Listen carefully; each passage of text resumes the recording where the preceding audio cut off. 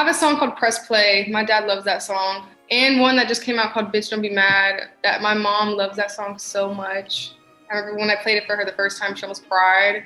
And it's not like an emotional song, so it was kind of weird, but yeah.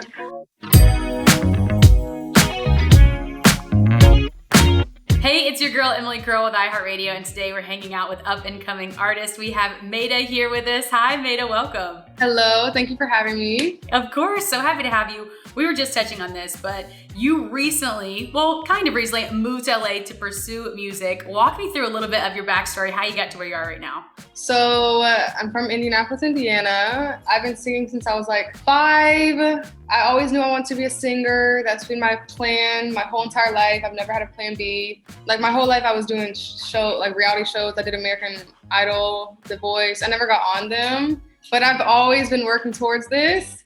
And then when I was around 18, something just told me to come to LA, ended up getting signed to Rock Nation, and everything's kind of just working out. So yeah, it's been a long journey, but yeah. How do you like LA? How's that transition been? I love it. It was really, really hard at first because I had nobody. Like I knew one person when I came here. It took me a while to get comfortable. I'm starting to feel comfortable, but it definitely was a culture shock. But I wasn't really scared because all my dreams and everything that I want from life, all the opportunities were here. So I had to do it, but it was definitely a struggle. Yeah, but now you're settled. What do you think surprised you most about LA, just in general?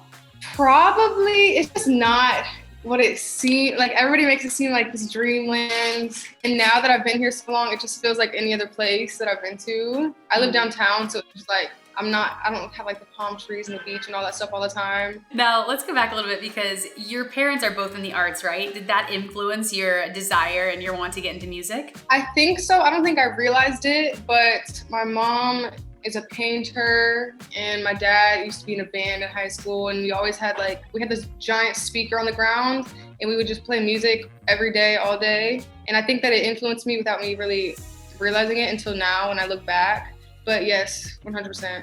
Do they have a favorite song or album of yours now? My dad I have a song called Press Play. My dad loves that song. And one that just came out called Bitch Don't Be Mad, that my mom loves that song so much. I remember when I played it for her the first time, she almost cried. And it's not like an emotional song, so it was kind of weird, but yeah. Bitch Don't Be Mad, I honestly added that to my Hot Girl Summer playlist. I was like, this is what I need my ex to hear. Tell me a little bit about this song, and also I want to talk about the music video afterwards. So Bitch Don't Be Mad, I did with a writer named Harlow in The Orphanage. I've done a lot of songs with them. It's basically just about, I always say it's about a point in a relationship where you suddenly gain the power over somebody that you were once like so stressed over, and you don't care anymore, and you're in control. And it's very like uplifting. It's kind of cocky, but I think that every woman should feel like that. So yeah, it's like a little, even though that sounds corny, it's like a woman anthem. No, it is. And you know what I love about it is like that it's still so soft and smooth, that like has your touch on it, but the lyrics are so powerful. And I feel like oftentimes when you hear those anthems, they're like in your face, whatever, but I love this one's just like chill, but I'm a bad bitch. Thank you. I love the song. I listen to it whenever I'm feeling down or just insecure or anything. And now the video is so cool too. Talk to me about the inspiration behind that. So that one I did with a director named Child. I have a song called Teen Scene out, and she did that video too. When it comes to music videos, that's not my gift. So I kind of just love to play whatever character the director wants me to play, or their ideas. I like to just do what they want to do, to be honest. I like the collaborating part of being an artist. I don't think that I have to make every decision and control everything. So that was all her idea. I had a great time with the video. It was so much fun. And I like that you touched on Teen Scene because I wanted to talk about that one too. You worked with Kaytranada on that, which I think is so cool. Yes. How did that collaboration come about? During the making of that song, I never met him. It was during COVID, so he was in Canada and everything was just sent. All the files were just sent. It was a really long process. So I got in with Brooke Monroe, the writer, and we figured that out. And later we decided to have Buddy on. Buddy did a few verses. So the whole song took a few months to finish, but it was worth it because I love that song. Why do you think so many people relate to it? I think that everybody just has that strive to be not young again, like we're old, but like Like, it just reminds me of being a teenager and not having any problems, just running around with my friends in Indiana. Like, that's the vibe. And I think a lot of people, especially during COVID, were missing that. And I think that it kind of gave people that.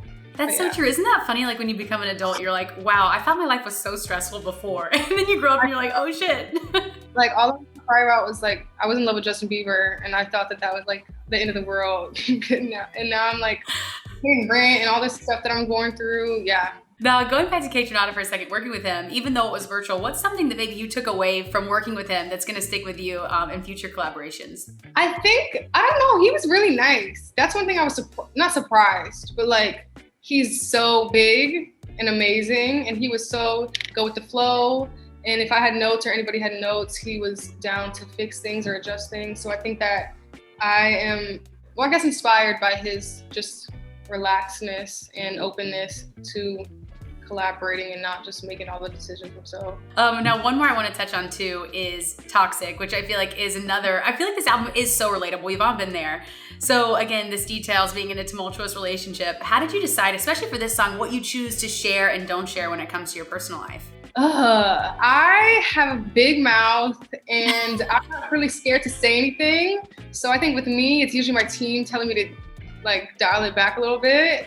But this song definitely, I got a little nasty and said some things that I don't even think my family knows that I said them yet because nobody's texted me. Usually my dad will text me a paragraph like, why are you doing this? So I don't think my family even understands. They didn't look up the lyrics for this one? Oh, thank God. But yeah, it's really easy for me to be open because I think that's how I relate to other people, is we all go through the same things and the same experiences. So I like to just be honest and raw. I love raw lyrics. Now, Habits released this year, and have you gotten to play, these songs yet to a live audience? Yes, I had one show. I had my first show ever. I did it at this theater called the Orpheum downtown Los Angeles. And it was so amazing. Everybody said I was spoiled for my first show. We had like an orchestra and there was candles everywhere. And it was in this big theater. And I was so nervous. I was terrified. I remember before going up there, I couldn't even talk. I couldn't even smile. Like my hairstylist and my makeup artist were trying to like make me laugh. And I couldn't. But it felt amazing to play these songs, and I got to sing a little more than I did on my last project, so it just felt good to be up there and let my voice project. But yeah. What's the first thing you did when you got off the stage? I took a shot. I was gonna say, did you take? That would be mine too. I should have done because I had two shows. I had a 6 p.m. and a 9 p.m. So the 6 I was so nervous for, and then I drank before the second one. Not too much, but I think that loosened me up a little too much and I got a little too confident because the second one didn't go as well as the first show, but it was still good. It's still good. Now, speaking of performing, you're actually going to give us an exclusive performance today, right? Yes, I am. Okay, tell us a little. What are you going to play for us? I'm going to do Bitch Don't Be Mad. I love it so much. Everybody seems to love it too. And yeah, I'm excited. Thanks so much for watching that interview, but don't go anywhere. Here's Maeta's exclusive performance of Bitch Don't Be Mad.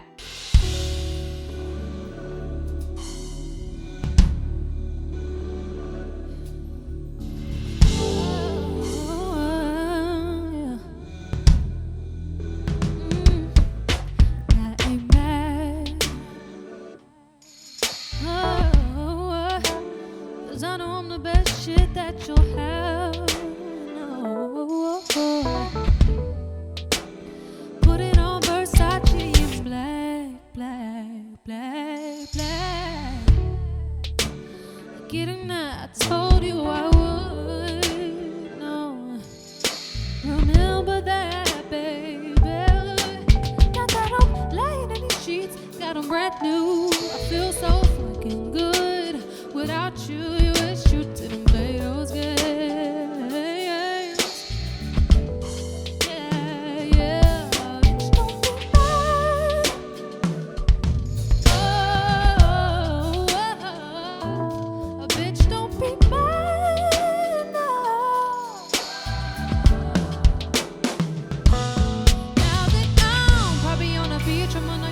I've been making new friends.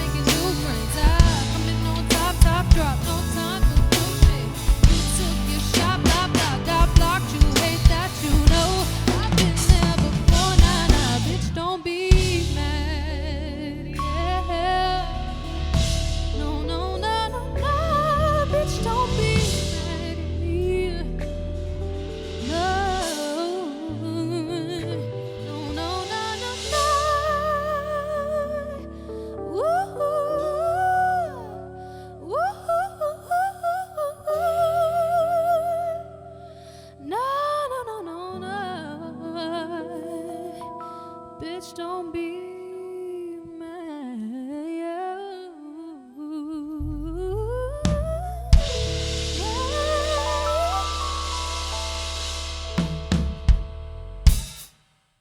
Hey guys, thanks so much for watching. Did you like that video? You can check out more over here. And don't forget to subscribe to iHeart right here.